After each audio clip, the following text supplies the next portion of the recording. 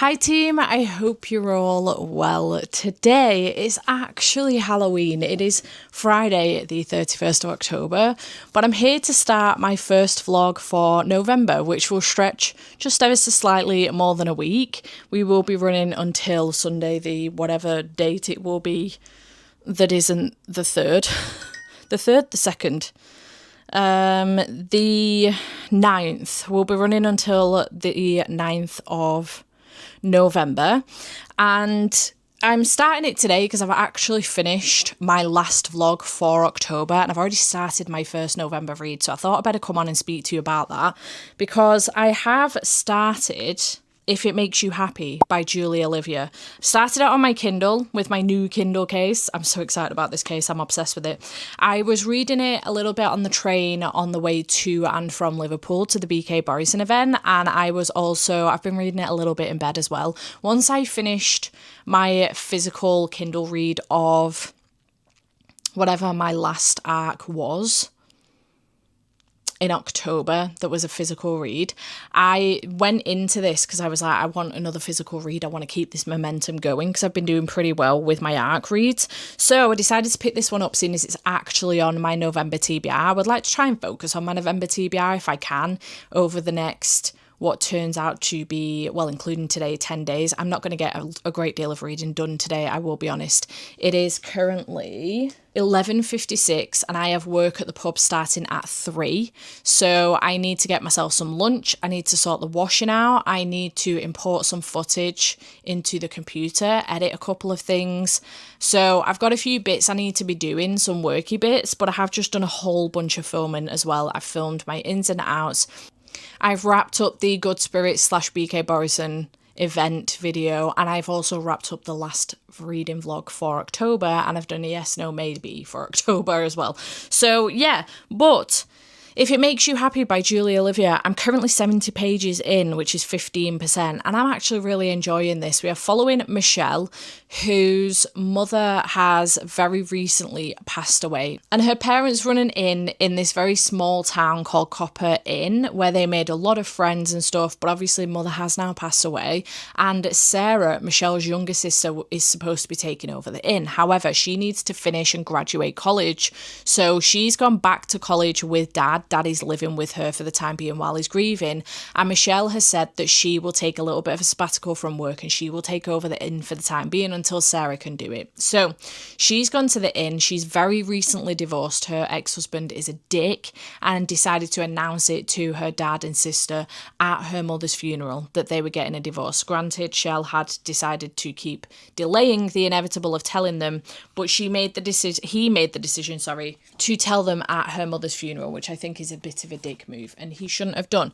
So Michelle has gone to Copper Run to start running the inn. So far it's not going so great. She's only been there, I think, maybe a week, but she's only done like a handful of days so far, like 4 days, I think, with customers staying there, and it's not going too great. She's refusing any help from anybody.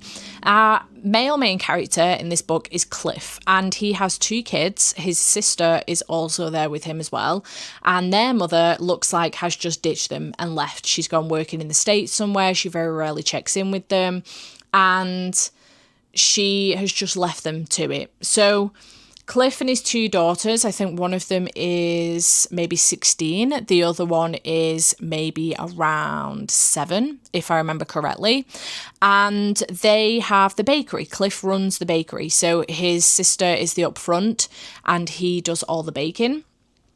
And yeah, they run the bakery in Copper Run. They were at the funeral, and immediately Shell and Cliff kind of like locked eyes with each other at the funeral until she then slapped her ex-husband in front of everybody at said funeral. She's also ended up stuck with her ex-husband's dog. He's like, you can take the dog. And she's like, he's your dog. And he's like, nah, you can take him. He's called Rocket. Very cute. And, but doesn't seem to like Shell too much, but loves the youngest child, who I think is Brit, if I remember correctly. And then we've got Emily. And then we've got Cliff's sister, whose name I can't quite remember right now. She's also kind of like heavily involved, obviously. Cliff's offered some help. A couple of Shell's parents, friends have also offered some help, and she's refusing it so far. I think we're going to get to a point where she realises she does actually need some help with it, and slowly but surely she's going to get integrated into this small town and end up staying.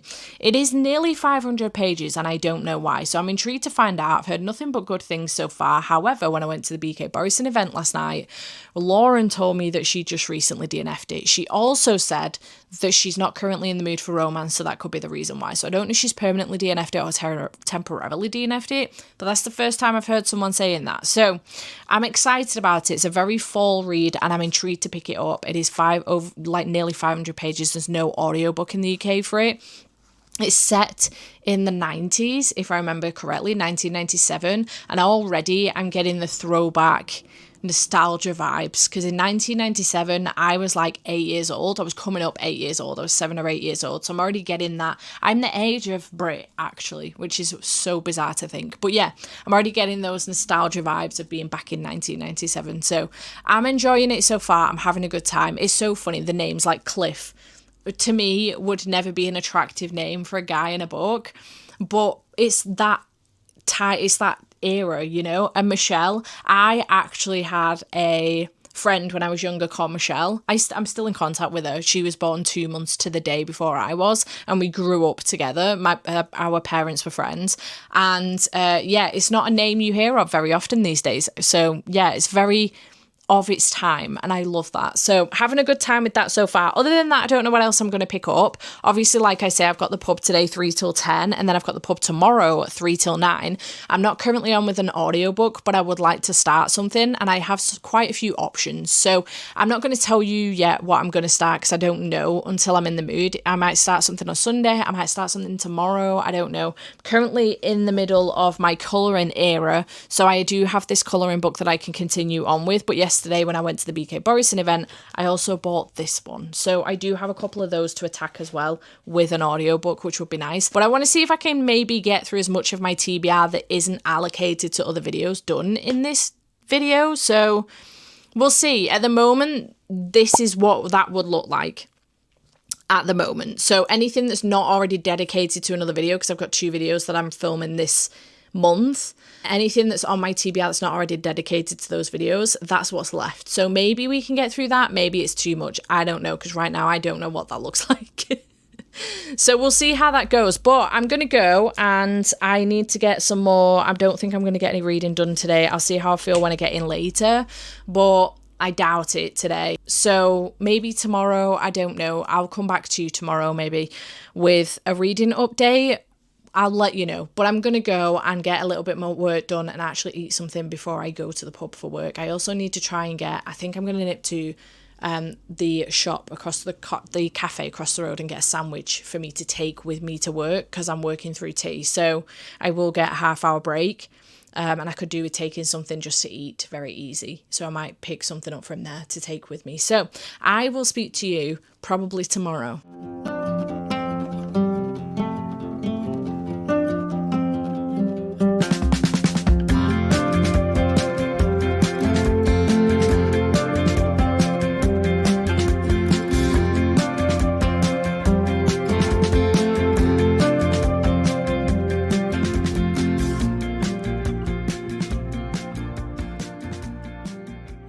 Hello team, happy Sunday. I actually don't know what time it is. My phone's on the dining room table, but it's probably gone 1 o'clock in the afternoon. I have been up since 9. I faffed on my phone for about 40 minutes in bed and then had a shower. And then we have been to the supermarket to do a food shop. So we're back now. Thank God. I did not want to leave the house today. My body feels completely broken, but it's probably done me some good to get up and about today, go out for a bit of a walk, even if it's just been around the supermarket, so that I don't go completely stiff sitting around all day today. But the rest of the day now is for chilling and relaxing and doing fun things. And those fun things are going to be listening to an audiobook while doing some colouring, because that's where I'm at in life right now. And I'm having the best time. So last night when I got in from work, I finished at 9. I had some tea. Andy made me some food. And then, oh no, I had a shower, Andy made me some food. And then I made the decision, because the night before I was laying in bed for hours, unable to sleep. I made the decision to stay up for a little bit last night, and Andy stayed up with me. It was probably gone 1 o'clock by the time I went to bed, and I was still awake till about 4. So I don't know what's going on with me, but I can't seem to switch my brain off after work, which is great news. So I did start the audiobook for Honey and Spice by Bolu Babalola. And I'm really enjoying this so far. I made it a decent way in as well to the book. I'm currently on page 195 and I'm having a good time. We are following Kiki and also Malachi, but we're just following from Kiki's POV. So I think it's been a while since I've followed just from one POV in a romance, I think. But this one is basically, she does like this podcast with her best friend, and she's an expert in relationship evasion who's made it her mission to keep the women of Whitewell University safe from players and heartbreak. Malachi is the new boy in town, and she has declared him as the waste man of Whitewell and stops her girls fighting for attention. However, one night she ends up kissing him to get this guy to back off from her. She's not interested in him. She started sleeping with him because she didn't fancy him all that much. She knew there was no chance of her falling for him. And she thought that he thought the same thing. It turns out that is not the case, and now he won't leave her alone. And it's getting to a point now where it's getting a little bit aggressive. So she ends up one night in front of him kissing Malachi. And now they have made the decision to fake date. He gets something out of it, she gets something out of it. And yeah, it's good so far. I'm really enjoying it. When she and Malachi find themselves entangled in a fake relationship to salvage their respective reputations, she's in danger of falling for the very man she warned her sisters away from. With her heart compromised and defences weakened, Kiki must learn to open herself up to the perils of love and face up to a past that forced her to close down in the first place. It's really good and I'm really enjoying it so far. I'm really enjoying the audiobook as well. The audiobook's been done very, very well. There was like an interview section here. They're doing a project together, and he is the director and producer, and she's the consulting producer and interviewer, and they interviewed just this random couple that they saw one night in a cafe, and it was done really well. It sounded like a real interview, like a proper podcast. So I'm really enjoying that process so far, and the podcast elements as well are also done very much so the same. The audiobook is very engaging, and I managed to smash my way through a good couple of hours of this last night. So I've got just over 2 hours left, I think, of the audiobook of this. So I'm going to do my best to smash through some of this while doing some colouring. So the two that I did last night, I did end up getting gifted this from Kim Turner. So Kim, if you're around and watching, please make yourself known so I can say thank you to you personally. But it just says enjoy your gift from Kim Turner. But I'm not sure who you are. My apologies. So yeah, the cozy Christmas one, this is absolutely adorable. And I did do one last night. Andy immediately saw it and was like, that's the Grinch, do that one. So I've been letting him pick which ones for me to do because I'm getting overwhelmed now because I've got a couple of these. So I did do the Grinch last night, and I do have some white markers coming so that I can do some more like lining and things like that. So I'm excited about those coming today. So that's the one that I did out of there last night. And then out of here, he picked the cafe. Yeah, this one. So I did that one as well. He said it was quite bright though, so maybe I get him to pick another one and do it a little bit darker this time. I don't know what else to do though. So, and then obviously, so I've got these two now. This one I already had. This one's just been gifted to me by Kim, and this one is the one that I bought while I was at the BK Borison event. So yeah, I have a couple now, which is exciting. I don't know whether to just continue my way through this one because I've done quite a few in here now.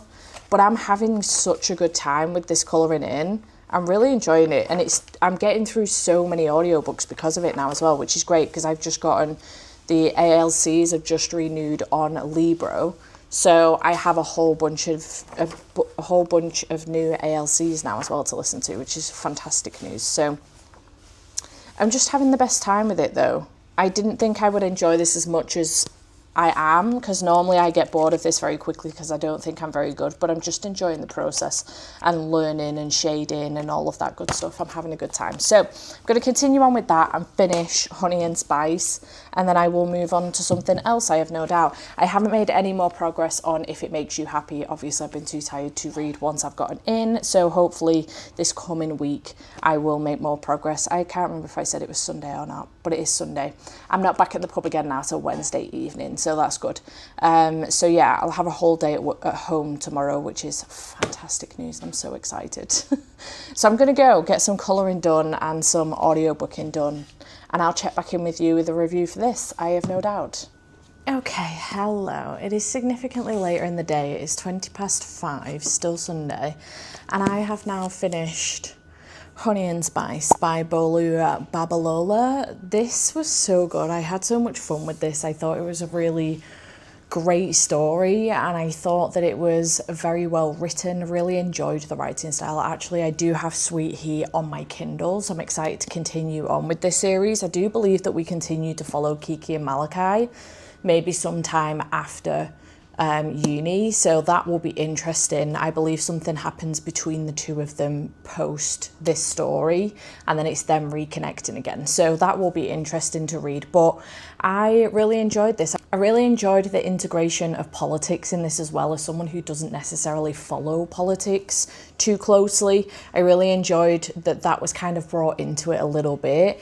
But it's obviously the politics of university and stuff, and the conversations between men and women and the way men treat women and the defences that women tend to have to put up, conversations that Kiki's having on her podcast to help women with advice with men and stuff, because of the manipulative things sometimes that men can do. Not all men, but enough men that we sometimes need to have defences built up against it. So I really enjoyed that. I really enjoyed the relationship between Kiki and Malachi. I really enjoyed the relationship Kiki built up with some of the other girls on campus as well, and the friendships that she built up. It was nice to see that, and a friendship breakup that she'd previously had before the events of this book, and see that kind of blossom again as well. That was really sweet too. So I really like this. I haven't run it through Corpow yet, but I reckon it's going to get 4.5 stars. It'll be on screen, my final rating. So I really like this. I'm glad I've finally gotten to it, and I'm glad that I managed to get it on my TBR as well. So I'm really happy about that. And this was for the prompt of POC author as well. It was actually on my TBR. And staying in lieu with sticking to my actual TBR, which is what I want to try and get through this week if at all possible. So I think I'm going to dive straight into Ace of Spades. I'm really looking forward to this one. I've heard nothing but good things about this book. I'm hoping that this will be an easy listen like Honey and Spice was, which is the reason why I started with that book. I knew with it being a romance, it would be easy to just pop on while I was doing more colouring. So I'm hoping that this one will be the same, but I don't know if it will. With it being a thriller, it's kind of a thriller anyway. All you need to know is I'm here to divide and conquer, like all great tyrants do. Aces.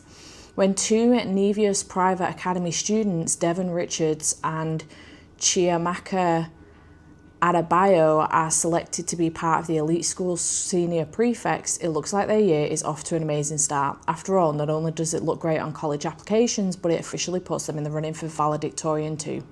Shortly after the announcement is made, though, someone who goes by Aces begins sending anonymous text messages to reveal secrets about the two of them, turning their lives upside down and threatening every aspect of their carefully planned futures. As Aces shows no sign of stopping, what seems like a sick prank quickly turns into a dangerous game, with all the cards stacked against them.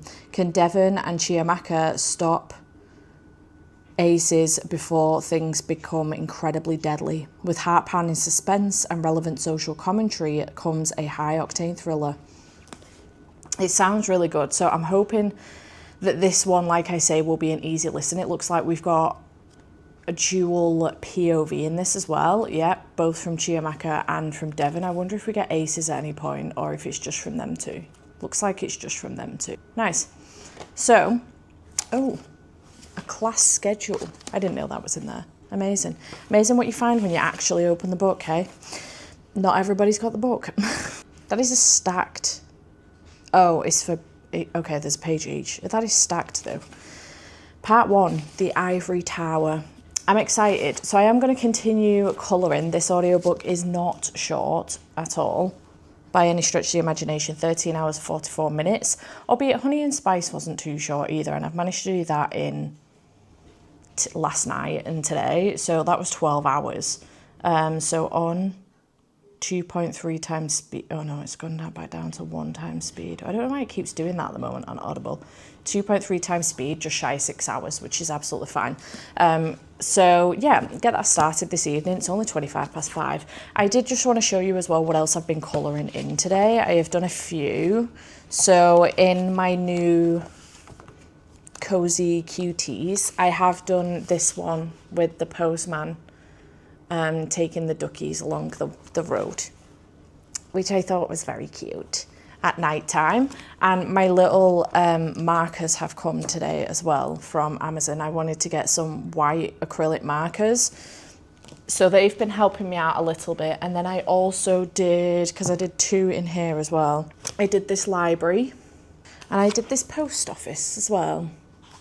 So I'm really happy with how the colouring's going. It's definitely keeping my mind occupied while I'm listening to audiobooks, which is amazing.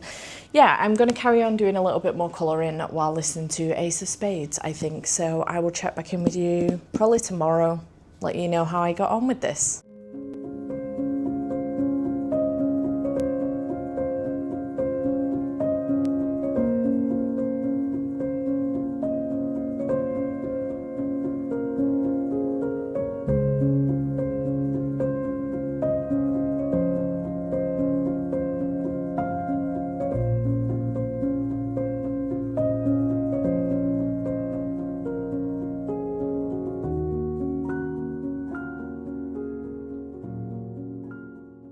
I don't have much life left in either this mic or this camera, so let's see if we can keep this short and sweet. Good morning. It is Monday. It is 10 a.m. I slept fucking terribly last night. Really, really bad. Every time Andy moved, which was regularly because he was restless, he had to reach out to me to make sure I was still there. Eventually it got to a point where I was no longer still there. I ended up getting up and going in the spare room on the airbed. It's currently deflating, but because it's got its own pump, it makes a din, so I couldn't pump it up. It was terrible. So the minute he left this morning at 7 o'clock, I got back in bed for another hour and a half-ish. I've just gotten up in the last half hour. So good morning. Monday's not looking so bright today. I am here to actually make this Monday a little less brighter than it already is. I don't know how that's possible, but I did start Ace of Spades last night. I did a page with it, a colouring page with it, and then moved on to YouTube because my neck was really, really hurting. But the fact that that even happened, like, I just listened to Honey and Spice right through. It would have been one sitting if it hadn't been so late when I started that book on Saturday night. But this one is not grabbing my attention as much. I'm honestly a bit bored, and I don't know if it's because it's YA. I don't know if it's the writing style. I don't know if it's the fact that I thought that this was going to be more thrilling, and it's just not.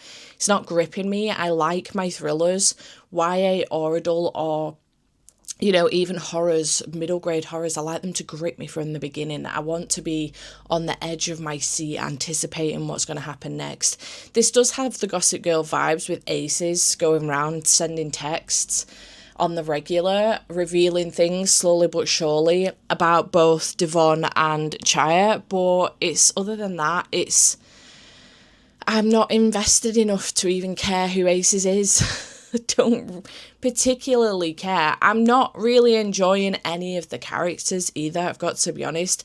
Devon is alright, but I don't know. He so far seems to have taken most of the flack for what is being revealed at the moment. I don't know if we're building up to her with some more damning stuff. We've already had a reveal from her, a flashback with her best friend about something that happened a while ago.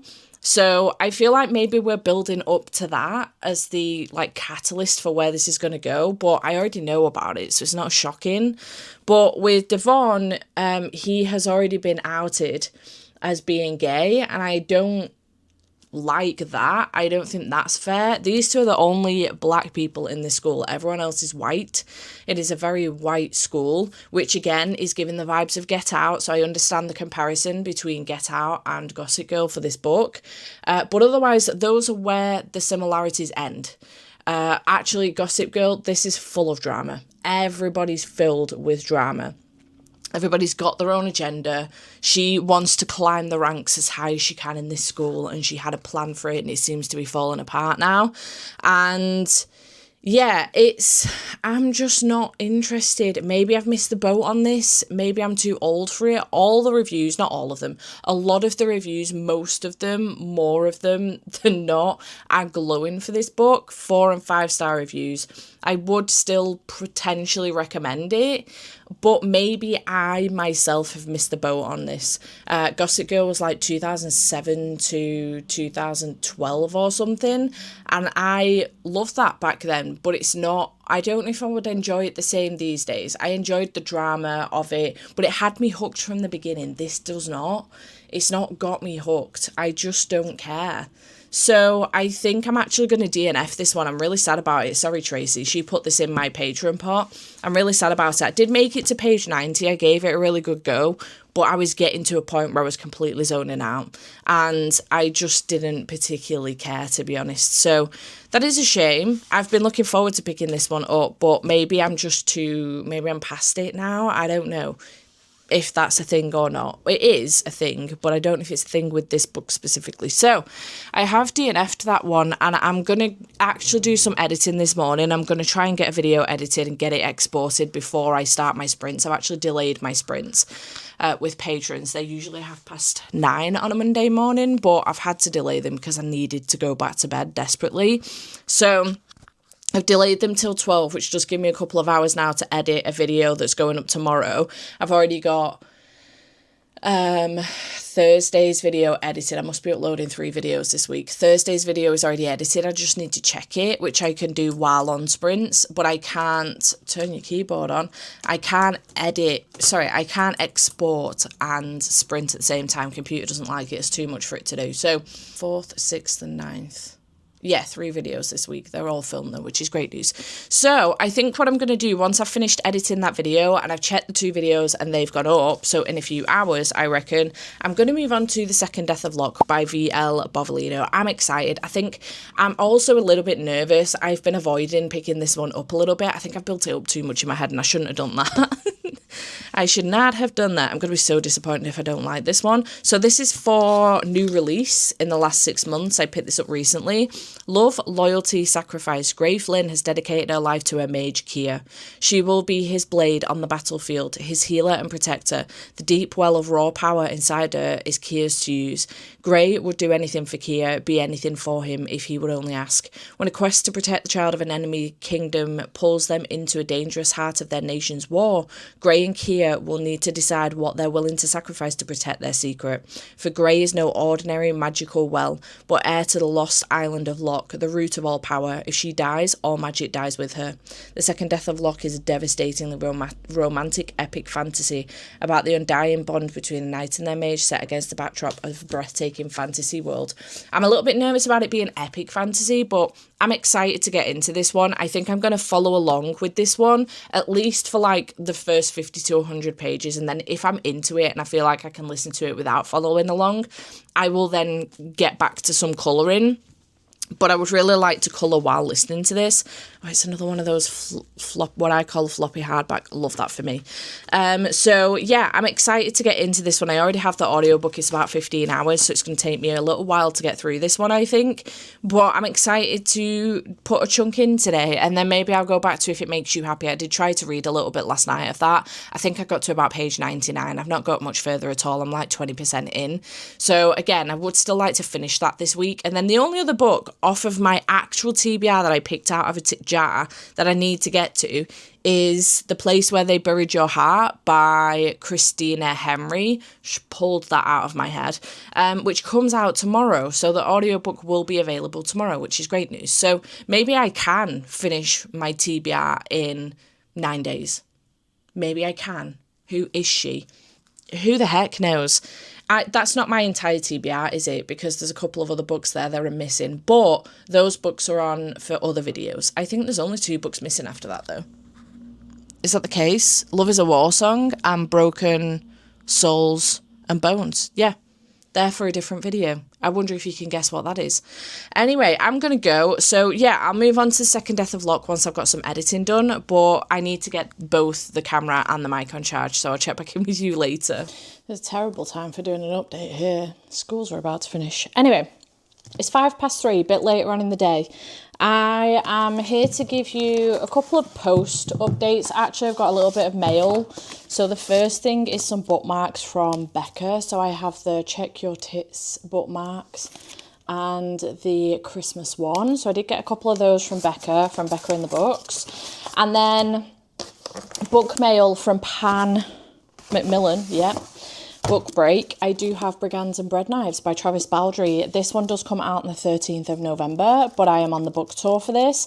I also have an early copy of the audiobook as well because I'm on the Libro ALC program. So very excited about giving this one a read. This is the 3rd book in this series, but it is a prequel, I think, again. Oh no, it's not. It's just from Fern's POV, this time the bookseller from book 2. So that actually may be still a prequel from book 1. But it's following Fern this time and I'm very excited. So thank you to Pan for sending me that one. I did start the second Death of Locke and I didn't get too far in. I got maybe 5 minutes into the audiobook. But I've actually decided to put that one down for the time being. I'll restart it again maybe later in the week.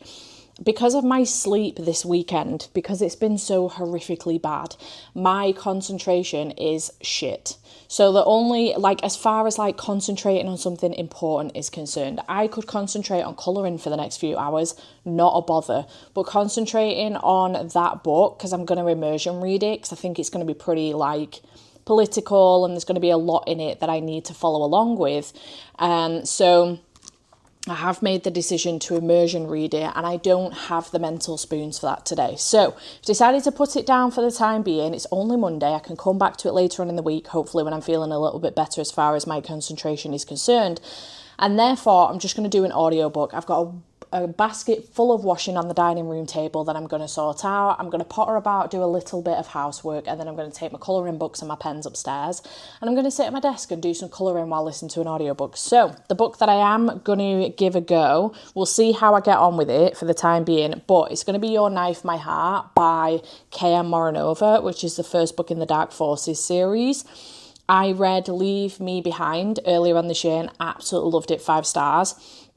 So when I found out she was doing a Dark Forces series, I was so excited. So this one says, dark, deadly, irresistible, Cameron Morton has a problem. He can't stop killing his partners. Officially labelled clinically insane, he's also one of the most lethal assets in the Dark Forces, a brutal underground military operation built on obedience, survival and silence. But an experimental drug has fractured his control, making him a liability whenever someone else is on the field.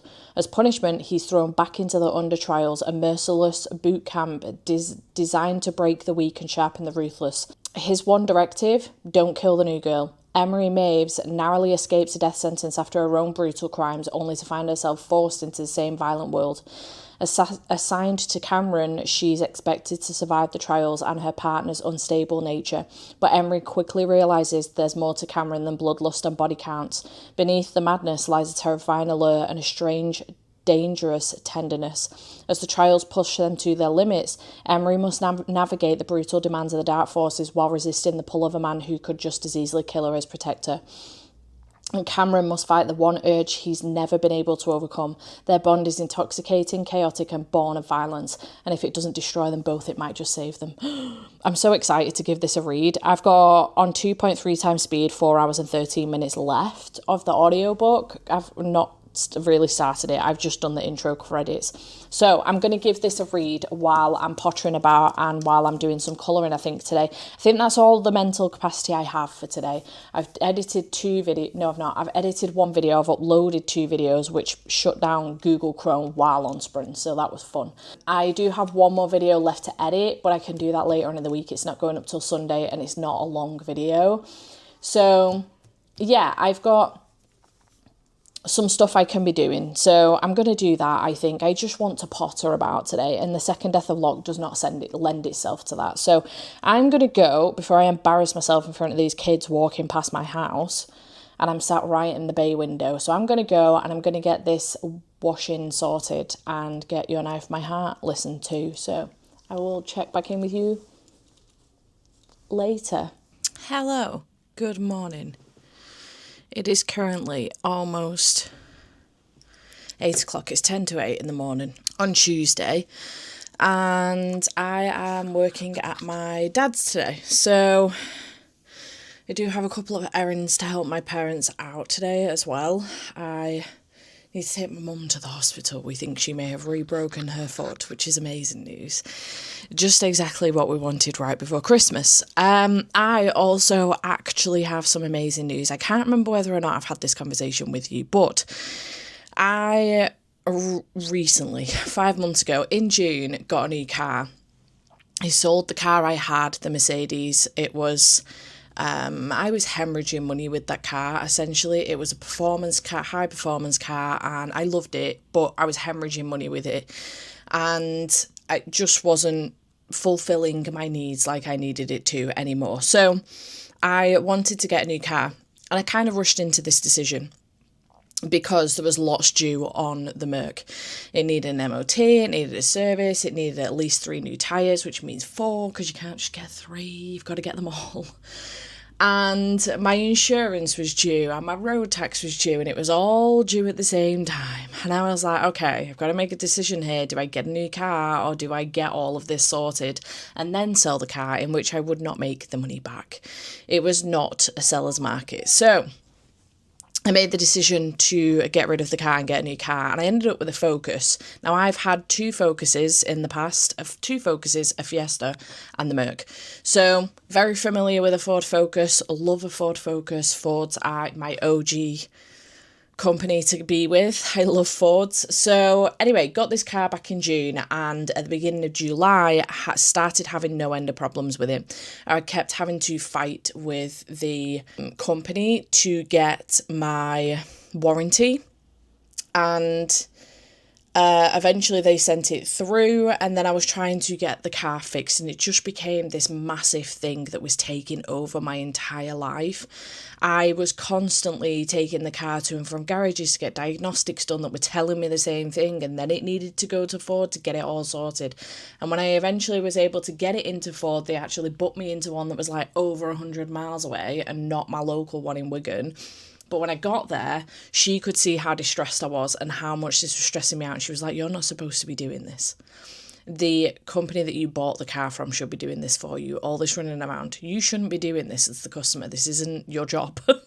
So I contacted the company again, and they have since been helping me. There was a reason why I hadn't contacted the company. I don't want to go too deep into it because it's still in the process of being sorted. But there was a reason why I didn't contact them in the beginning, and it was to do with the guy that sold me the car. So I then went back to them and sent them an email, not directly to him because I didn't have his email address, to the company, and then to the complaints department of the bigger company that overlooks the whole company, and eventually it went through.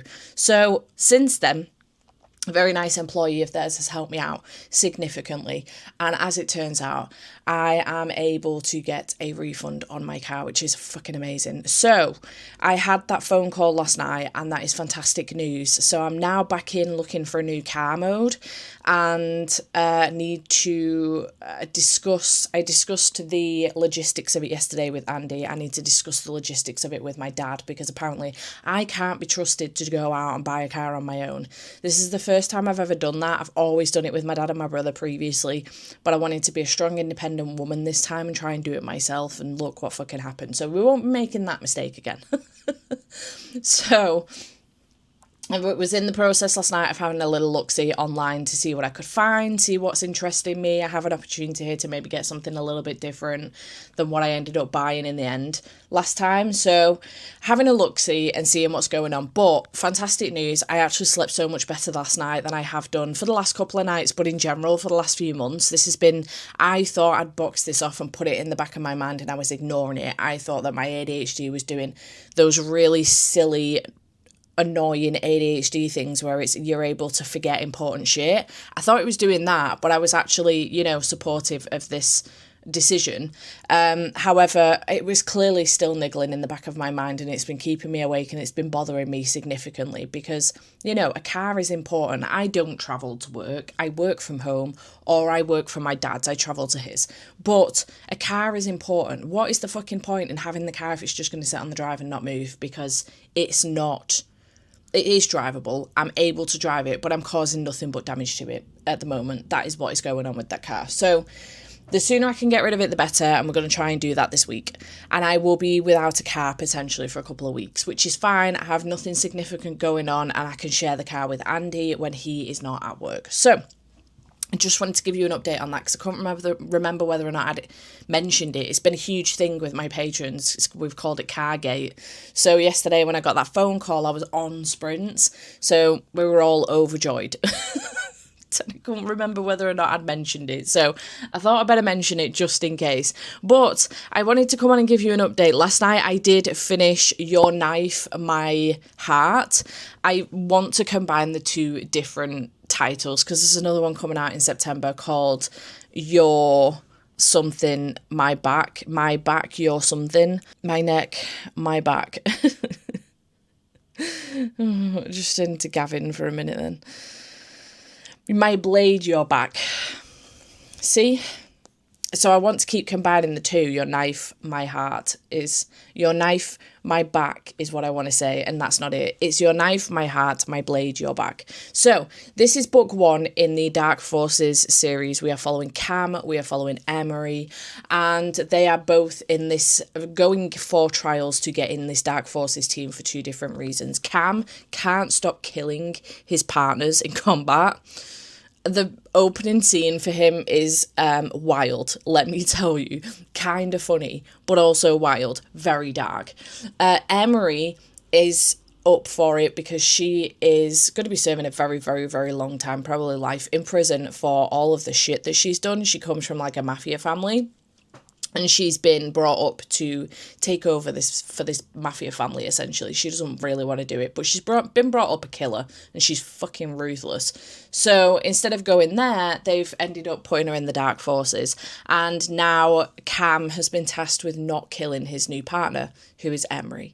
So this is how the story goes. And they're preparing for these trials. And the trials are brutal. Really fucking brutal. This book is like really bloody, really gory, very, very dark. So I enjoyed it. I had a really good time.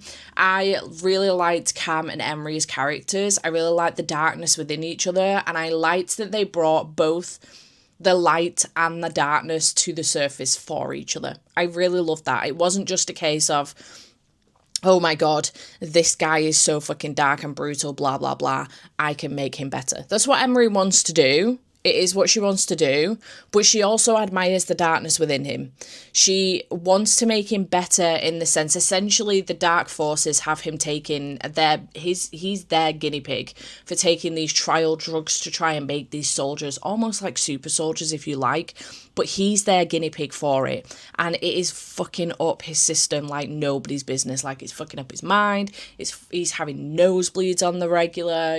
He's an absolute mess, and this could be the side effect of it. Could be that he keeps killing his partner and he doesn't realize he's fucking doing it. So anyway, they bring out the darkness in each other, and they admire the darkness in each other, and I kind of really like that. I don't want this to be really, really dark and then at the end it finishes light. That's not what I want. I want it to be morally grey or dark all the way through, and that's what we're getting, and I really liked that. I had a good time there. I ended up giving it 4 stars. I didn't love it as much as Leave Me Behind. I was so fucking invested in them too, but I think that the second one could be better for me personally. There was nothing wrong with this whatsoever. It just wasn't giving me 5-star feelings, but the next one could, because I'm a little bit more invested in them at that point. Something happens right at the end of this one, I think, that will lead us immediately into book 2. So I'm really, really excited. We're still following Cam and Emery in book 2. But I'm really excited for that when it comes out in December, so I'm glad we don't have to wait too long. But 4 stars for Your Knife, My Heart. It was very good. The audiobook was good as well. I had a good time. I'm not sure what audiobook I'm going to move on to next. Right now, I'm not audiobooking. I'm obviously going to be going to work at some point, so I don't need to be starting an audiobook. It's currently 8 a.m. I usually leave the house for about 9, 9:15. I don't start work till 10. I don't need to be at my parents till 10. So I'll probably leave the house about 9:15, 9:20. So I've got over an hour. And I think what I'm actually going to do is commit that hour to If It Makes You Happy on my Kindle, because I haven't picked this up for a few days. I'm currently 99 pages in. I'm 21% in. And I would like to finish this week. That would be great if at all possible. So I do need to commit some time to this. I'm so tired by the time I get in bed at night that I'm just not reading in bed. So I think I'm going to continue on with this for a little bit this morning, see how far I can get in. Maybe put one of Laura's Read With Me for an hour on. I always find that they really help me stay concentrated. So I'm not sure what audiobook I'll pick up next, but as soon as I know, I'll let you know. I've got quite a few ALCs I can get through, but I'm going to go, and I will speak to you in a little bit. When we wake, hear the birds and see the sun. Side by side our fears are done. All the good times just begun.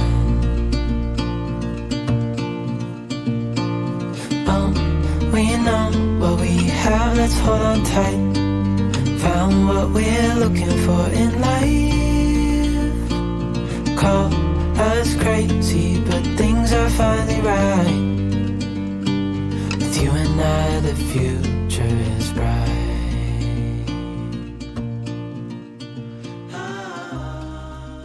Hello. It's later on Tuesday. This is going to end up being a long vlog. I already know it because it's only Tuesday. And I know the clips are already long for this video. It's 7:15. Andy's not yet home. He's getting his taste of rush hour traffic in the dark for the first time ever. And he does not like it. So he's always either walked home from work because he's lived close to work, or he's worked like a 7-7, so he's missed rush hour, or a 3:11, so he's missed rush hour traffic. But this is his first time, so he stayed at his mum's for a brew. He finished work at 5. I don't know if he's on his way home. I don't know if he's still there. Haven't heard from him for a little bit. Maybe he's on his way home. But I said to you this morning that I was going to start another audiobook today, and I have done, but I completely forgot that it was release day for this. So I did download the audiobook this morning after I'd spoken to you. I got a reminder from Spotify about it. So I ended up getting the audiobook on Audible because on Spotify it was locked. But this is The Place Where They Buried Your Heart by Christina Henry. Today is release day for this. So happy release day to this book. The synopsis for this is: a woman must confront the evil that has been terrorising her streets since she was a child in this gripping haunted house novel, perfect for fans of The Last House on Needless Street and Tell Me I'm Worthless. I've read The Last House on Needless Street. I DNF'd it the first time, gave it 5 stars the second time. Haven't read Tell Me I'm Worthless. On an otherwise ordinary street in Chicago, there is a house. An abandoned house where once upon a time terrible things happened. The children who lived on the block are told by their parents to stay away from that house, but of course the children don't listen. Children think it's fun to be scared, to dare each other to go inside. Jessie Campanelli did what many older sisters do and dared her little brother Paul. But unlike all the other kids who went inside the abandoned house, Paul didn't return. His 2 friends, Jake and Richie, said that the house ate Paul. Of course, adults didn't believe that. Adults never believe what kids say. They thought someone kidnapped Paul or otherwise hurt him. They thought Paul had disappeared in a way that was ordinary, explainable. The disappearance of her little brother broke Jessie's family apart in ways that would never be repaired. Jessie grew up, had a child of her own, kept living on the same street where the house that ate her brother sat, crouched and waiting, and darkness seemed to spread out from that house. A darkness that was alive and hungry. So I'm not too far in. I'm currently 37 pages in, and very quickly we got straight into this. Jessie was winding her little brother up. He doesn't like being called Paulie, and because he doesn't like it, she's winding him up. And she said, well, if you go in to the creepy house, I will stop calling you Paulie. And he's like, okay, bet. So he went to go and get his two friends, Jake and Richie, and they went into the house. And then not long after, there were some screams that were heard by other neighbours, and Jake and Richie came out, but Paul did not.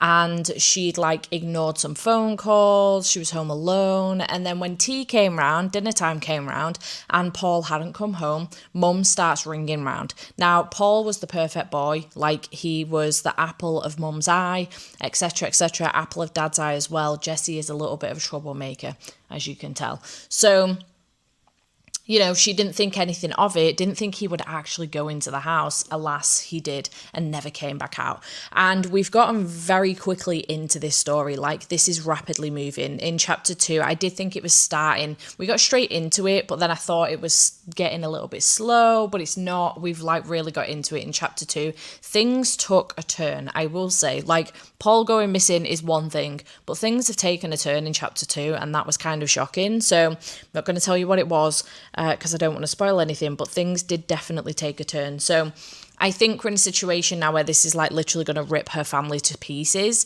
and I'm intrigued to see where this goes. We do start off with part 1 being the years between 1973 and 1999. I don't know where 1973 comes into play, because we start off in 1993 when Paulie goes missing.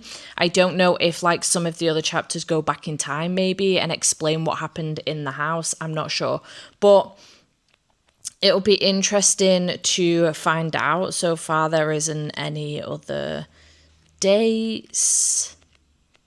Maybe it just goes back in time with flashbacks throughout the chapters.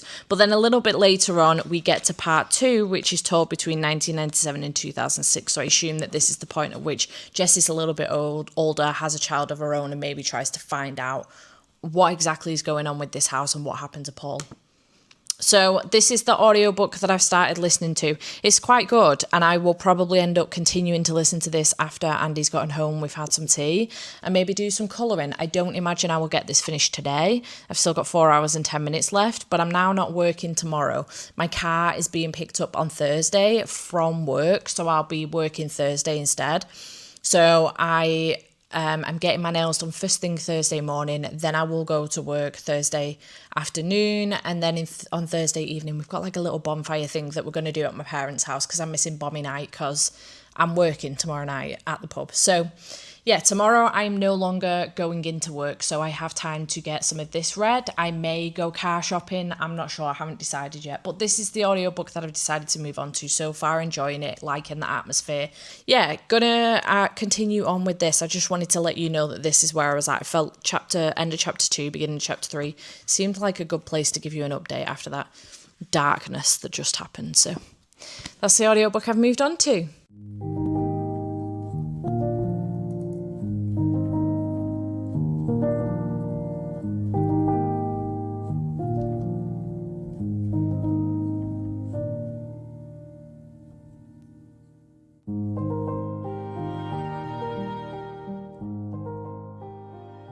Hello, happy Wednesday. It is 4:39 in the evening. I have work at 7 in the pub. It's been a long day, I'm not gonna lie. I've done bits of work this morning. I'd edited a video, and I've done a little bit of sorting out a festive intro and outro for my videos for December, well, middle of November, and back at like December as well. But it's really hard to feel like I'm in pause mode. I've been doing stuff, but I do feel like I'm in pause mode a little bit, waiting for work at 7. Which is great, because I'm doing another Wednesday 7 till close shift next Wednesday as well. Anyway, I have finished The Place Where They Buried Your Heart by Christina Henry, which I started yesterday. I'm fairly certain I told you I was reading this and what it was about. Yeah, I did. So last night I got to a page around like 120 or something, and I've just finished it off now. I've been listening to it while doing a little bit of colouring, and then I bumped up the audio to like 2.8 times speed or something and followed along with the book. This was really good. Thank you to Titan for sending me this. I gave it 4 stars. I really enjoyed this. It's basically about a house that is practically alive and starts to kidnap people, or that's where we start anyway. We start off with Jessie, and her brother Paul goes into the house with his friends and goes missing. He doesn't come back out. His friends do. One of them, Jake, is missing an arm. His arm has been lost in the house. And then things just kind of go bad to worse for Jessie and Paul's family. And then as the years go by, Jessie starts to investigate the house a little bit more. She wants to know the history of the house, what's happened there previously, what has caused the house to be like this. Like, certain people can look at it and see it breathing, and other people start to go missing within the house and things like that. Mostly children, but other people as well, adults as well. And as the years go by, we start to learn more and more information about the house. And then Jessie's growing up a little bit. Then she ends up with a son of her own. She's still living in town. But things start to get worse as the story goes on. And it's essentially Jessie telling us the story of everything that happened. And this was just so good. I really enjoyed the house as a character. The idea that this house can breathe and it's got a heart and it's eating people to survive, and then it gets more power, and then it can do more and more things to lure more and more people in. And the story unfolding of how the house has ended up like this and things like that, I do think we do still have some questions at the end. It's not completely tied up with a neat bow or anything at the end. I will say it's a little bit open-ended. There are still some unanswered questions. I didn't love Jessie as a person. However, she's so self-aware that she's an unlikable person that I actually kind of liked that and I respected it. I also love the element of found family in this. It gave it just a little bit of heartwarming moments. Ted was just such a sweetheart, and then a couple of the other characters as well that did look after Jessie over the years when her mother neglected her. So I loved that in the midst of all the terror and disaster and disruption that this house caused. I will say this was really, really gory, quite bloody, quite violent in places as well. So just be wary of that if you're thinking of picking it up. It's not constant throughout the book, but in moments when someone has gone into the house, then there's explanations of what has happened to them. It can be quite bloody and violent and gory, so just be wary of that going in. But I thoroughly enjoyed this, really liked the writing style. I really enjoyed the story and where it went and what happened, and I had a very good time with it. Thank you again to Titan for sending me this. Truly appreciate it. I will look out for more Christina Henry in future. I don't know if I'd go back to like the retellings, you know, Alice, Red Queen and Looking Glass, Lost Boy, The Mermaid, Girl in Red, but I was always interested in Near the Bone, but I was told that because of my stalking trigger, maybe I shouldn't do that one. I have heard good things about Good Girls Don't Die, and maybe Horseman would be interesting as well, because I don't know if that's like a retelling of the Horseman of the Apocalypse, maybe, I'm not sure, or the Headless Horseman, I don't know, but I'd be interested in that one. So maybe I go back a couple of books, but not all the way with her backlist. But yeah, I enjoyed this was good. I'd be looking to pick up more from Christina Henry in the future with new releases. So had a good time with this one. 4 stars. And what I have decided to do now is I've gone through motions of what I want to do with my reading vlogs this month, but I actually think that I'm just going to kind of chill and mood read for the month, because I was so hyper fixated on that challenge for October with 31 books in 31 days. I kind of just want to chill in November. I really do. I was supposed to do 2 themed reading vlogs in November, but I actually might push one of them back a little bit. The intro's already filmed. I can do it whenever, but I might push that back just ever so slightly because I'm just kind of not in the mood to film that one. So the other one I definitely will still do, but it's one that I can film in the background of other weekly vlogs, which is great. So I think I'm just going to lean into mood reading. I obviously wanted to get to try and do my actual TBR this week that doesn't tie in with the other vlogs that I was going to do. But I think I'm just kind of not leaning into that right now, honestly, I will say. So I did make some more progress on If It Makes You Happy yesterday. I'm now 48% of the way through, and I'm on page 222, 46% of the way through, sorry. I'm loving this book, I will say. I'm absolutely loving it. I'm completely eating it up when I do have time to sit down. I'm trying to only sit down when I can fit like at least an hour and if not more on it, but I'm eating it up. The dialogue between these two, I think this would make a fantastic audiobook in duet narration. The dialogue between these two, so good. The banter, I'm eating it up. They're leaving crumbs for me everywhere and I'm absolutely eating it up and I love it. It's so good, and the nostalgia that I'm getting from it being set in the 90s, I just love it. It's so good. So I'm having a fantastic time with that. But I actually think what I'm going to move on to is maybe a book that you're not expecting, but maybe it's on my 10 before the end.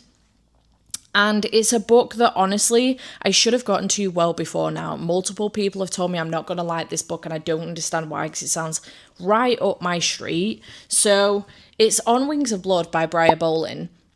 And it sounds like the sort of book that would absolutely be up my street. What do you get if you mix Fourth Wing with Zodiac Academy, a dash of Arthurian legend, dark academia, and lots of vampires? Welcome to Bloodwing Academy. Expect magic, expect competition, expect blood. What do you mean? They all sound, I gave Fourth Wing 5 stars, I gave Zodiac Academy 5 stars, I love Arthurian legend, quite enjoy Dark Academia, and I love vampires. This sounds entirely up my street, so I'm so intrigued to know why people think I won't enjoy it. One of my friends, Tilly, has said, just because it's terrible. So that'll be interesting. But I have the next one pre-ordered and I really want to give this a go. I have the second one pre-ordered and I need to know, it comes out towards the end of this month, and I need to know whether or not to cancel that pre-order because I refuse to continue buying these if I'm not going to enjoy it. So I need to know. The synopsis for this is I didn't sign up for this. A half-fainted school of high-blood vampires. That's a recipe for torment. I'm Medra Pendragon, last of the Dragon Riders, or so they tell me. Funny thing is, there's no dragons left. Not a single one, but somehow that hasn't stopped the vampires from deciding I'm worth capturing. Now I'm stuck at Bloodwing Academy where the Highborns run everything, and Blightborn like me, we're just blood in their veins, pawns in their games. But that's not even the worst part. Enter Blake Drackharrow, cold, arrogant, and way too gorgeous for his own good. He's been tormenting me since the moment we met, and now, thanks to some ancient ritual, we're betrothed. He acts like he owns me, but I'm not going down without a fight. Bloodwing isn't just a school, it's a battlefield. High bloods fight for power, and if you're weak, you're dead. Between deadly competitions lies that could get me executed and a dragon-shaped secret looming over my head. All I have to do is survive. Easy, right? Except I'm starting to think the real danger isn't the academy. It's what I'm becoming in this twisted game of power. And Blake, he might just be the one who pushes me over the edge. They think they can control me, they think they can use me, but they have no idea what they've awakened. I have a sneaking suspicion I know what's going to happen here. It's just come to me after reading that for like the third time in the last couple of weeks. So I'm going to give that a bash and see how that goes. The audiobook is not a short one by any stretch of the imagination. It's about 19 hours long and I have it on BookBeat, so I can only do it up to 2 times speed. But I'm hoping that over the next few days I'll be able to get through it if I'm not DNFing it. So yeah, we'll see how that goes. But so far, loving If It Makes You Happy, and I'm about to get into On Wings of Blood. So that is the plan, Jan. And then I'll be going to work in 2 hours. 2 hours and 5 minutes I start, so I'll be going to work in less than 2 hours. I'll be setting off, so I do need to have some tea and I need to get myself dressed, ready for work and whatnot. So I'm gonna probably sit for maybe, I don't know, half an hour and then get up. If the audiobook's okay without following along, I will get up and start making some tea. If not, I'll just make some tea, but I'm going to try half an hour and see how we get on. And I'll check back in with you when I have an update for you. I was quietly protective of my heart to reassure that I couldn't break to pieces and be left alone once more. If you hadn't been so patient, you'd be easy to ignore. You put up with all my till you didn't anymore. And now I stand here calling at your door. Oh, now I stand here calling at your door. Yeah, I'm yours, anywhere you want. Yeah, I'm yours, and now we're singing.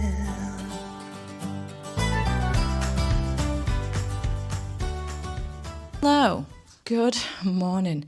It is currently 10:45 on Saturday morning. I haven't spoken to you since Wednesday, I think. It's been a busy couple of days. Thursday, I went to work and my car was taken back. So the dealership came to pick the car up. It was a brilliant transaction, to be fair, considering everything that I've had to go through with this bloody car. The guy that ended up sorting it all in the end was amazing, and I cannot thank him enough. He went to bat for me, made sure that I was able to get my money back and send the car back, which was great. So they came to pick the car up on Thursday. We had a little bonfire. I've gotten a little bit of B-roll. We had a little bonfire at my mum and dad's. We had actually some tater ash, which I didn't even get to try. We had some hot dogs. There was black peas, treacle toffee, some marshmallows. So that was cute. And then when did I last speak to you? Did I speak to you on Thursday morning? I can't remember, because obviously I worked Wednesday evening as well. And then yesterday, what did I do yesterday? We went car shopping yesterday, actually. Myself, Andy and my mum. We went to Motorpoint at Burnley and we went and had a look around a handful of cars that I had my eye on. So there's 3 in total that I had my eye on. They gave me the keys. I was able to sit in the car, start it up, see how I felt about it. And the one that I liked the most, I actually took out for a test drive. So very productive day. We were there for a couple of hours. And then in the evening, me and Andy went to our wedding venue for our menu tasting, which was also very productive. We had a really good time. It was nice to actually just have a little bit of a date night as well. We haven't had one of those for a while. We've been so busy. And then with Andy's shifts as well, constantly changing, we've just not been able to make time for a date night. So it was really nice to have that time together in our wedding venue, eating some food that we will be served on our wedding day, which was lush. So it was really fun. We found out loads of information as well, which is really helpful. And our wedding coordinator was there as well. And she reminded us that we will have our 6-month meeting in January. And that is terrifying, I'm not going to lie. So yeah, all good things. I've been a little bit stressed with car shopping. I do find it very stressful anyway, car shopping. My brother tends to do a lot of the heavy lifting with this kind of thing.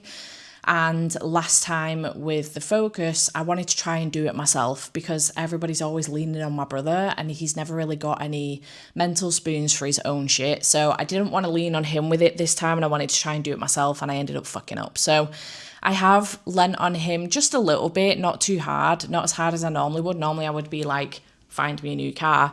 I've just lent on him a little bit. It's mostly been me sending him cars and him being like, looks great, or there's a problem with this car or whatever. And then this one at Motorpoint, I was literally just going looking. That's it. I said to my mum yesterday, I'm not buying any of these cars. None of them are in my price range.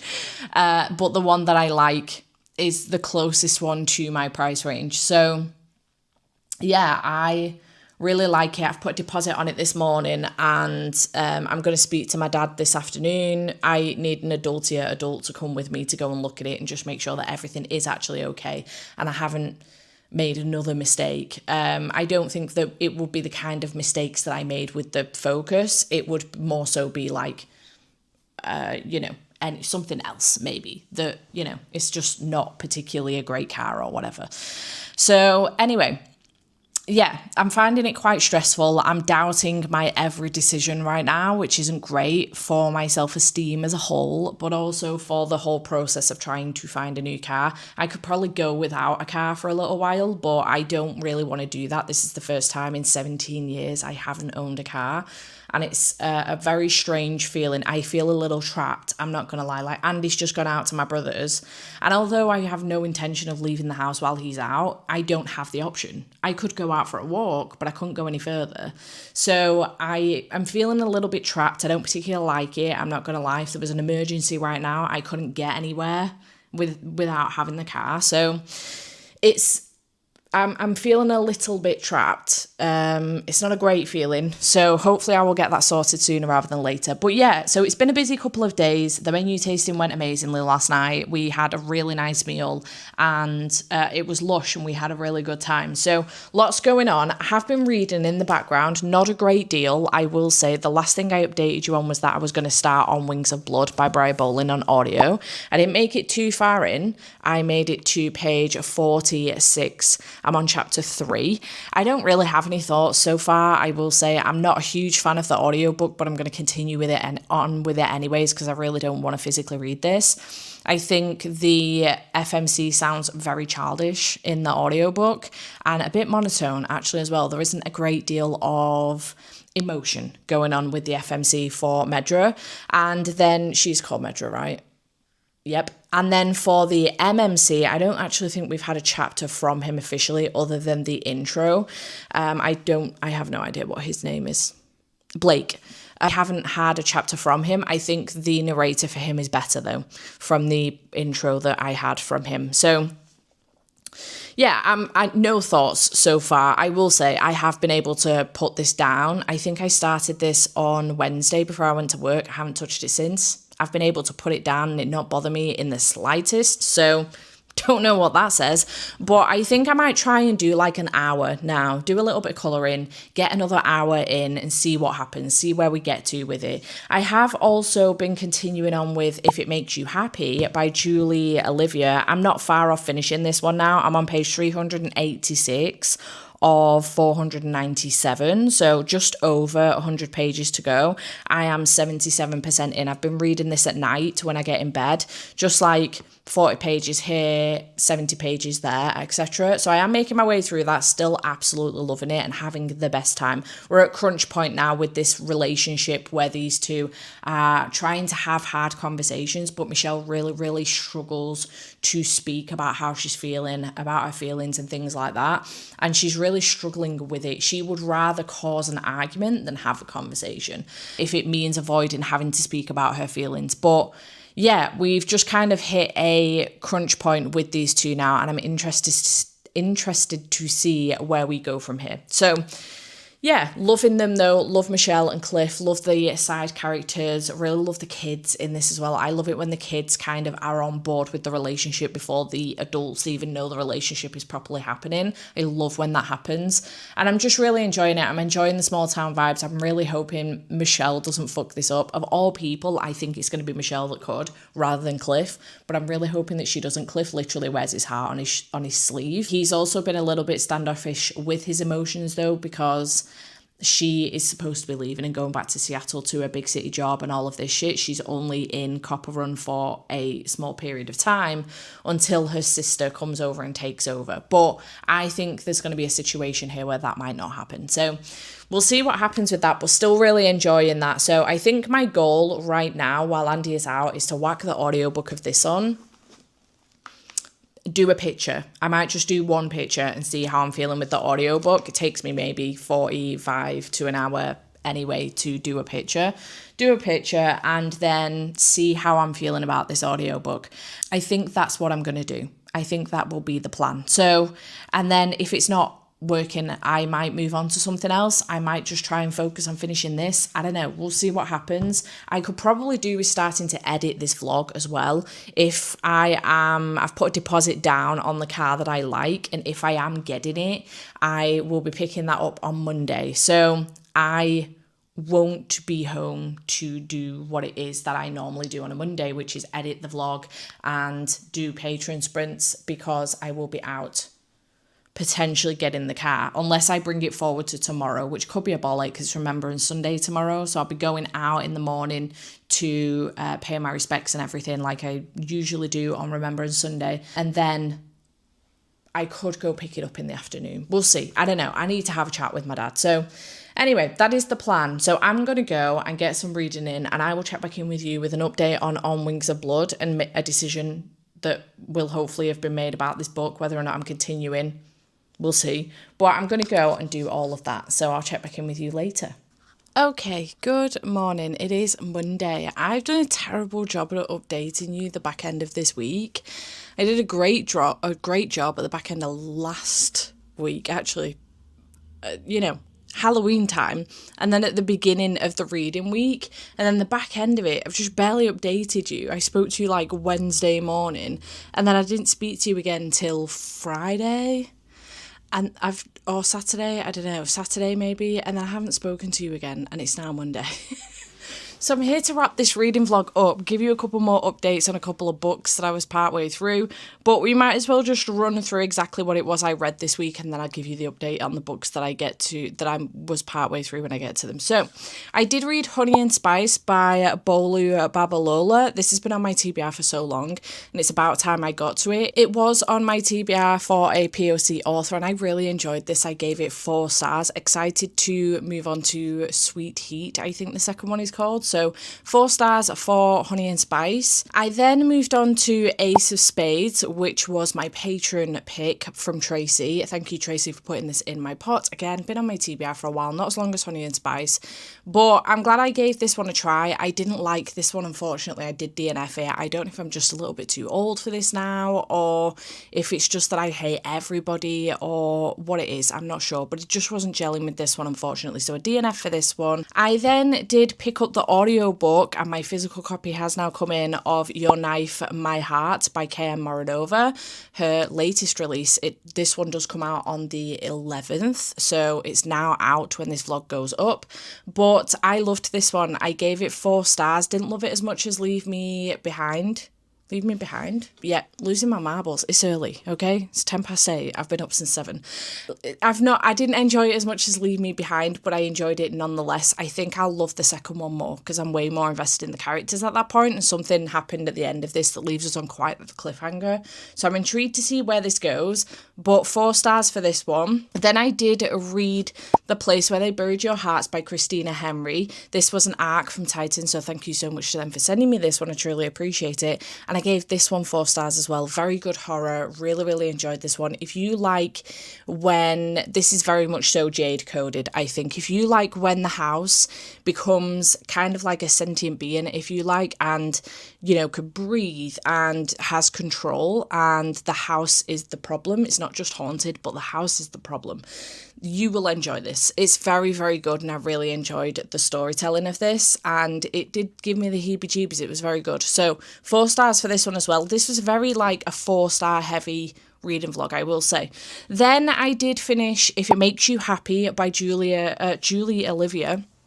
This one I gave 4.75 stars. That's very picky, I know. I think had this had an audiobook, or had I read it in a shorter amount of time, I read this over 8 days, I think I would have enjoyed it significantly more, but I was having to dip in and out of this any moment that I had chance to pick it up, and then in the evenings. So I wasn't able to get good chunks of time out of this book, and I think that's affected a little bit just my reading of it, but otherwise I absolutely loved this. I loved the characters. Cliff and Michelle were fantastic. I loved Cliff's kids, Emily and Brittany. They both brought so much attitude and so much life to the story as well. I even really enjoyed Claire, I think she was called, Cliff's sister. I really loved the other characters in town as well. Lisa and George were so funny, and seeing Paul and Sarah, Michelle's dad and sister as well, and the way the whole story just kind of came together. I really, really enjoyed this. I thought it was fantastic. The nostalgia was everything. The vibes of the town were everything. This was just such a good read, and I just absolutely adored it. I think the only thing that there was for me is that it just took me a little bit longer than I would have liked to have read it, which did dampen my enjoyment ever so slightly. I didn't quite get that 5-star feeling, but it was so damn close, hence the 4.75 star instead of 4.5 star. Don't think you'll ever hear me say a 4.75 anything, but 4.75 star. I gave it 5 on Goodreads, but it did get 4.75 on Storygraph. So yeah, it wasn't quite that 5-star feeling, and I do think if we had an audiobook in the UK, I am aware that there is one in the US, but if we had one in the UK, I feel like if it's done really fucking well, this could be done fantastically with duet narration. The back and forth between Michelle and Cliff, the conversation and everything, because this is quite dialogue heavy, this book, I just think it would have been fantastic with duet narration. So it's a shame there isn't an audiobook. I think the story really, really could have come to life with an audiobook, but it was a fantastic story nonetheless, 4.75 stars. And then last but by no means least, I had On Wings of Blood by Briar Bowling. You will notice that my bookmark is still in the book. What do you reckon I've done with this? Any guesses? I DNF'd it. Is anybody surprised? I did get to page 108. I got to chapter 8 on this one. I did pick it up again. When did I last speak to you? Was it Saturday? I think it was Saturday. Andy went out, didn't he?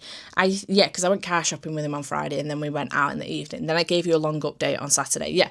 So Saturday morning, I spoke to you and I said I was going to go back to this, do another colouring in, and then see how I was feeling about it. So I did get to page 108 during that time period. So I read like 60 odd pages because I was on page 40 something. And I just feel incredibly indifferent to this book. Again, I've put it down since it's now Monday and I have no desire to pick this book back up. I've got to be honest. I think for the most part, it's just fine.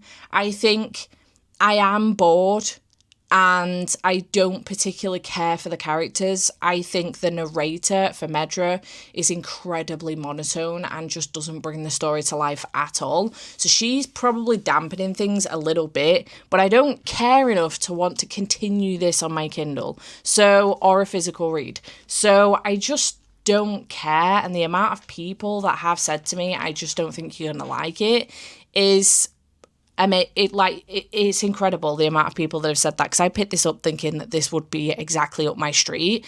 The other thing as well, the reason why I'm not going to persist with this, even though it's just okay, is that I've done my usual trick of looking through Goodreads to see some reviews. There are a lot of glowing reviews for this book. There's a lot of people love this book, but the people that don't like this book really don't like this book. And there are so many reviews of mixes of reviews of this started off really, really slow at the beginning. It was an absolute slog. And then it got better around the 70% mark, and then it got shit again at 10%. And I was like, oh, right. So we get 20% of goodness. The rest of it is a slog. Amazing. There's other people saying that this started off really, really strong, and then the midway point, it started to become a slog, and then it got really good again about 75% in. And I'm like, this does not bode well for me, because I'm already finding a slog a little bit. I am. It's a struggle. I think that Medra is very naive. I think that she is a little bit dumb. The things that are happening in this already, this is quite clearly like a bully. I don't know if it's a bully romance, but there's some bullying going on. I don't particularly mind the bully romances as a whole, but I don't love them. I've got to be honest. Like, I quite enjoyed Punk 57 by Penelope Douglas. That is a bully romance, but I don't hate them. I enjoyed Zodiac Academy for what it was, like the first 4 books anyway that I read. Once I came back to it, I just couldn't commit my time to it. And I think that's the same thing with this series. I just can't commit my time to it. There are so many other romanticises on my TBR that I think that I'm going to enjoy a lot more than this. I don't know. I'm just not feeling it. I'm not feeling it in the slightest. And there's so many other romanticises on my TBR that I would like to get to, and that I think I would actually enjoy a lot more. So I'm DNFing this. I'm not going to continue on with the series. I have cancelled my pre-order of book 2 from Waterstones, and I will be getting rid of this indie copy and also my Waterstones copy as well. So yeah, it is what it is, unfortunately. So you win some, you lose some. It is what it is. So I can now commit my time to other romanticises that I'm in the mood for, which is great news. So yeah, that was my week. I don't think I did too bad, actually. I had 2 DNFs, I had 4 4-star reads, and I had a 4.75 star read. I think I did pretty dang good, to be fair. It wasn't a week, it was 9 days, 10 days, I think. But I think I did all right. And I managed to get through 1, 2, 3, 4 books that were actually on my TBR. So the graphic I showed you at the beginning of this vlog looked like this. And now if I darken the books or do something with the books that I've read, it now looks like this. So the only book left on here is The Second Death of Locke, which I decided to put down during this vlog because I wasn't in the mood for following along. I was still very much so in my colouring era. I'm not out of the colouring era, but I think maybe I'm back in an era where I can commit some time to sitting down with that book now and following along with the book, doing I always want to say tandem read, and that's not what I mean. A immersion read is the word I'm looking for.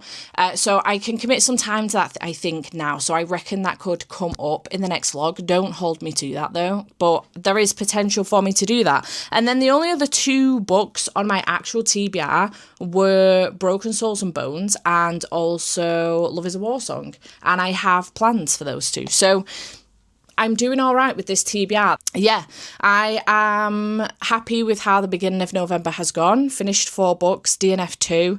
It's been pretty productive so far, which is great. Off the back of 31 books in 31 days, I thought I was really going to slump hard this month. I think it's been good because I've not been pushing myself. I haven't been beating myself up when I've not been reading. I've just been reading as and when I can. And I think the audiobook and colouring has been really helping me. It's been keeping me relaxed. It's been a pretty stressful time period with the car stuff going on. I did some more car shopping yesterday with my dad, so we're at a point now where we're just kind of waiting for another car to come into a garage. We were too keen yesterday. It had gone up on the website, we spotted it and then went to go and look at it, and it's not in the garage yet. It's en route being delivered, so we were very keen with that. So we're kind of waiting for that to come in because that's probably the one I might go for. I don't know, so we'll see what happens, but I suppose by the end of the following vlog I should have a solution with that. But yeah, it's just been a lot going on. I've been getting used to the pub shifts. I've been, sorting my car out, which has been incredibly stressful. And then the wedding as well. Obviously, since we went for our wedding menu tasting, we are back, kind of balls to the wall, if you like, with wedding planning, which in of itself, when you're really on it and going with that stuff, is a full-time job. It in of itself, in all honesty, like ask anyone who's getting married, when they're in the thralls of wedding planning, it is a full-time job. You are constantly thinking about it. So there is a lot going on right now in my life, and on top of that, I'm having to work as well. There's 3 different jobs. Oh, and I'm doing that course too, so there is a lot going on right now, and I'm just trying to keep my sanity by not giving myself too much grief about not reading every second of the day, or DNFing books and not giving them maybe more of a chance that potentially I should do, but I just don't have the brain capacity for it right now, and I refuse to put it back on the shelf and say I'll come back to it another time, because I actually won't. I really, really won't. And there is a book that is very clearly giving me that feeling right now that is planned for a video. The decision was taken out of my hands why it's in that video. You'll see when the video goes up.